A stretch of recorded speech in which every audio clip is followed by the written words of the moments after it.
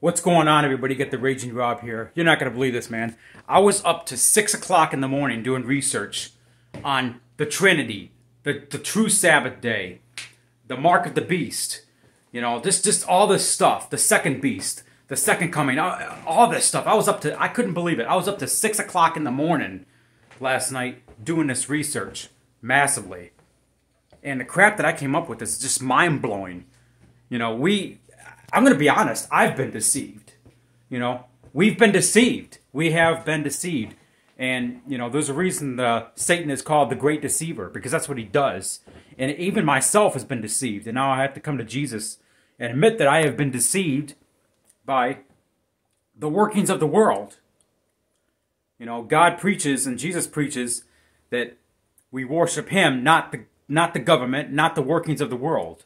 Okay? You know, we should depart from the workings of the world. You know, as a matter of fact, one of the commandments, thou shalt have no other gods before me. That means government. That means the world. You worship Jesus Christ, you don't worship the world. And the stuff that I came up with, you know, turns out that Sunday is not the Sabbath day. It's Saturday. Saturday is the Sabbath day. Turns out that the Catholic Church changed it. I think it was around 330 AD when the Catholic Church, in defiance of God's rule, changed to deceive mankind by the works of Satan, changed the Sabbath day to Sunday. So it's actually Saturday. Saturday, if you look at the calendar, I mean, you look at the motherfucking calendar, what do you got? Well, I can't put stuff on there, but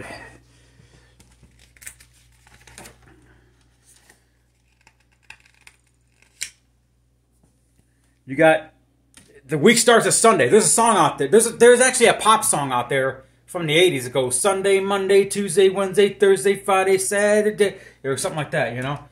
But the week starts as Sunday. The last day is Saturday, you know.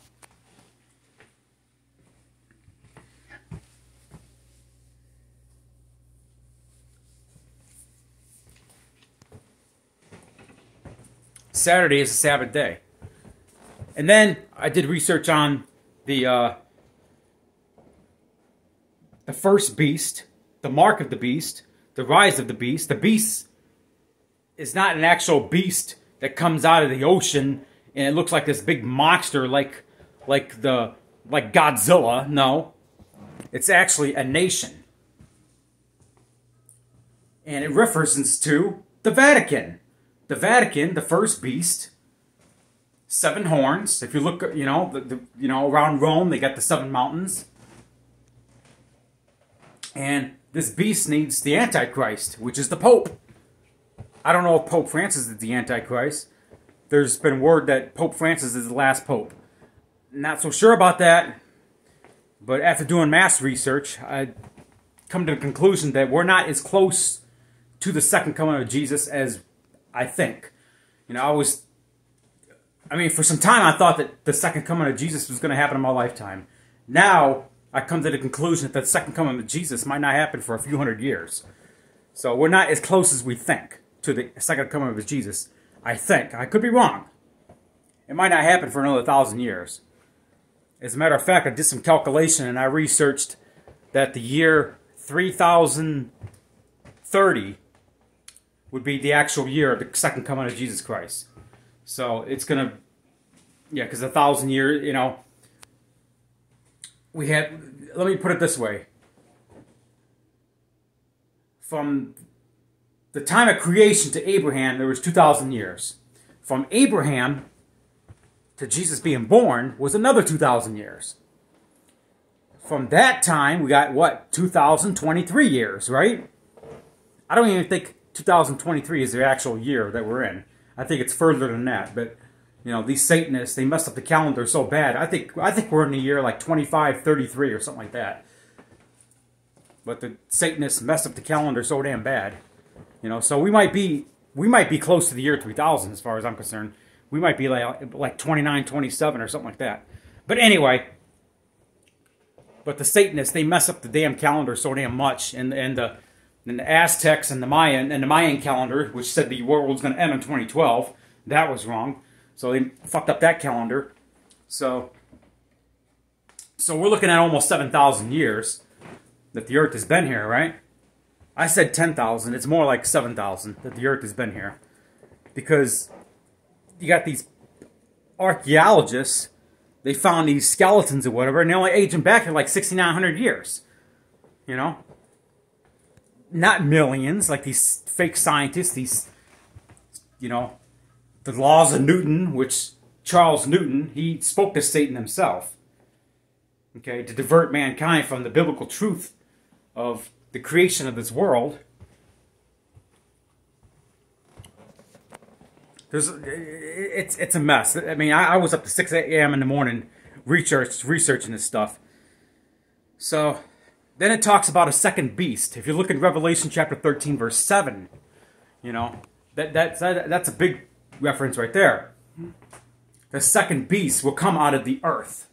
Well, the first beast, biblical prophecy says the first beast will rise out of the sea. The sea references to the people. At the time the first beast rose, the papacy of the Catholic Church rose in 538. However, the Catholic Church has been around for thousands of years. But the papacy, meaning the world dominance of the Catholic Church, that rose in 538 AD. Okay? And the Bible speaks of 1,260 years of the reign of the beast.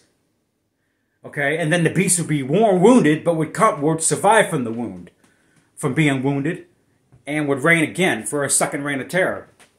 So, what happened in 1798 when the French Revolution, they came in and arrested the Pope in 1798 and overthrew the Catholic papacy. That was in 1798. 1798, from 538 AD, the rise of the papacy, to 1798 is exactly 1,260 years. Okay? So is that. And what happened in biblical prophecy speaks of a rise of a second beast around 1798. Well, who is that second beast? The United States of America rose around 1798. 1776, when they did all the paperwork and the revolution, the revolution was 1792, right? Okay, so 1776 is when this country was founded, but it was around 1798, the Declaration of Independence and the revolution and all that, and all, it was all finished by about 1798, right? So it's about that same time area, the second beast rises. And the second beast wants to be like the first beast. The first beast, which is the Vatican, okay? The Vatican is the smallest country in the world. I bet you didn't know that, but the Vatican is actually a country inside Rome. And it has worldly religious dominance power across the world. How does the smallest country in the world, which is what, a few blocks, I don't know exactly what it is, half a mile radius, whatever the heck it is, has worldwide religious dominance power? Well, the second beast wants to be like the first beast. Can't be like the first beast, but it's like an echo of the first beast. So the second beast, the United States of America, has Washington, D.C. Washington, D.C. is not part of the United States. Washington, D.C. is not in a state. I bet you didn't know that. A lot of people don't know that, but Washington, D.C. is not part of the United States. It's separate. It's a separate entity. Did you know Washington, D.C. does not have to follow the U.S. Constitution? The original capital of the United States is Philadelphia. But Washington, D.C. has worldwide financial power. It's beastly, yes. So when you salute the American flag, are you actually saluting the flag of the second beast? It's in biblical prophecy. Think about that for a second. Now, I love my country. You know, I got the American flag right here. I love my country because this country was founded on religious freedom, okay, and freedom from government. Notice what I said, religious freedom and freedom from government. I did not say Christianity. We are not a Christian nation. We were not founded on Christianity. The United States of America did not rise to power on Christianity. Our founding fathers, a lot of them were Freemasons. Let's get that straight. The United States of America was not founded on Christianity. The United States of America was founded on religious freedom and freedom from government. That's why we have we the people. Don't get me wrong. The Constitution of the United States is based on principles from God. Because when our Creator, Jesus Christ, did not have intention of us to be controlled by government. We are meant to be free citizens. We are meant to be free, sovereign citizens. This was a sovereign nation. This is a sovereign nation founded on religious freedom, freedom from government, to be sovereign from government power and government dominance. But if you look at today, rise of the police state and all the violence happening across the United States, it's fulfilling right in biblical prophecy. Okay? That's a fact. We are meant to be sovereign from the government. So our founding fathers are very smart, and they took the wording of God, okay, and say, hey, we want our citizens to be free. How are we going to do this? And we came up with all the amendments and the Declaration of Independence, the United States Constitution, and all that, okay, to be free from government. So how is it that, so I come up with the mark of the beast. Did you know the mark of the beast is not an actual object that you have to inject into your skin or take on your forehead? The mark of the beast will be Sunday. It's a spiritual thing. And let me explain how Sunday is the mark of the beast.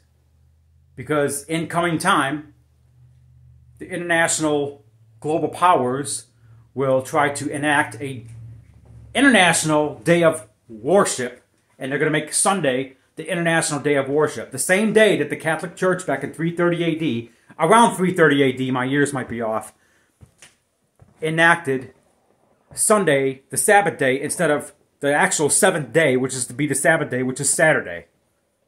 Okay? So therefore, Sunday is the mark of the beast. And how, and you got, and how it talks about you got to take it in your forehead. Well, what's in your forehead? Well, your brain is here, and your forehead is the beginning of your brain. Okay? And your right hand, what do you do in church? What do you do in church? You do this in church, right? Worship God. Don't get me wrong, worshiping God on Sunday. There's nothing wrong with going to church on Sunday, worshiping God. You should worship God every day. Don't get me wrong. And you should raise your hands to the Lord. Don't get me wrong. But the international government is going to try to enact laws to force people to worship on Sunday. Now, it may seem kind of crazy. Why would the International New World Order, you know? But here's the thing. Why would they try to force us to worship on Sunday? Worship not God, but the Antichrist. The Antichrist, which will, his mark would be the Sunday on the calendar. And with and you think, well, how does that fall into buying and selling? Well, let me explain how that falls into buying and selling. All this tracking you on your iPhone. Now we got the something called the Fed Now, which is a fast way of payments that a lot of banks are adopting now. It's going to adopt in July, maybe. All this tracking, they're going to track to see who's what's the right word? Slave. The right word. God. Obedient. Okay, that's the word I'm looking for. They're going to track by your iPhone and internet tracking who's obedient to the mark of the beast being Sunday. And they can shut your power off, electric cars. They can shut your, finances off if you're not obedient to the mark of the beast, which is Sunday. With all this international tracking, data tracking, and all this. The technology of banking systems now. The rise of it. Think about that. They'll just track you and shut you down. So it's not, the mark of the beast is not actual something that goes under your skin. It's Sunday, the mark of the beast. I'm not saying it's bad to worship God on Sunday. I'm not saying that at all. But the Sabbath day, which is Saturday, should be kept Sabbath. Just something to think about. This is Raging Rob. I'm out.